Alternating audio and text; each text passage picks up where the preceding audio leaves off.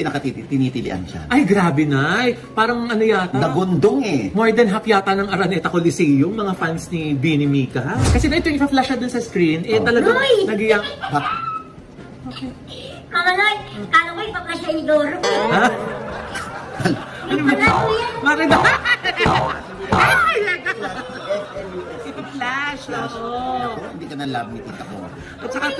At saka tuwing si Mika yung makakatira ng bola, talagang ang tilian ng dagundong talaga eh. Hoy, Mama Noy, Ah. nangangahulugan yan na kahit anong tira nila sa Bini, malakas pa rin Bini. Ay, bumabawi, di ba? Pagkatapos ng flash, bumabawi yung hayop na to.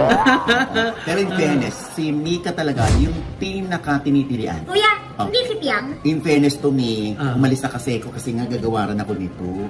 Hindi ko na presentation lang ng mga manlalaro yung naabutan ko. Pero yung game talaga, hindi ko na naabutan. Dami-dami sinasabi ni Kuya. Sa presinto ka magpaliwanag.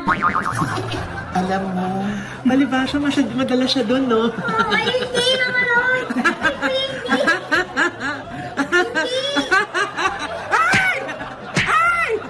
Aray ko, tinatamaan ako! music.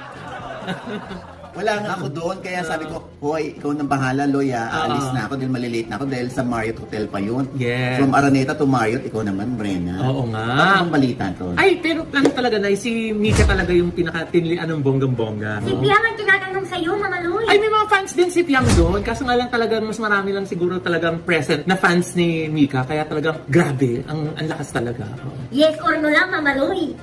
Yes or no nga, pilihan ba si Piang? Yes, meron din. Oo. Kaya, Ah. parang iba yung kwento mo kanina. Ha? Ito lang, kasi napaka-plastic ka, paano mangyayari? Hindi nga. Hindi totoo.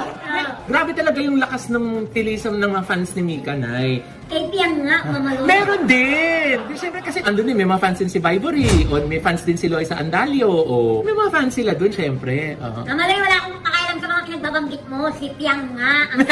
Ang kulit mo. Meron nga, di ba? Meron nga, di ba? Bakit ba? Meron, di ba? Bakit ba? Ano lang gawin mo? Eh, Kuya, Ang tanong niya kung tinilaan din si Piang, sabi ko, oo. pero Mama Noy kasi, iba yung kwento mo kanina. Hoy! Baka maniwala sila. Nakakalawa. Teka lang, Nay. Basta may mga fans din si Fiang doon, pero grabe lang talaga yung dami ng fans ni Mika doon sa venue. Talagang grabe. Hindi ko kasi naabutan kasi yun, di ba? Oo. Umalis na ako. Mm-mm.